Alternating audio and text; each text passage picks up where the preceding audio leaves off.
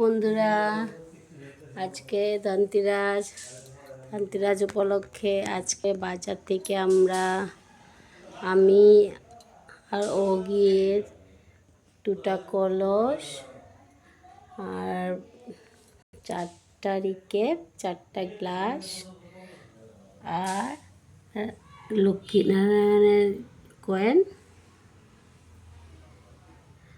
আর কড়ি, হলুদ, হাতি, রূপার, আর এখানেও কড়ি আছে। এখানে একটা রূপোর মাছও আছে। এই যে মাছটা কিন্তু লড়ে অল্প।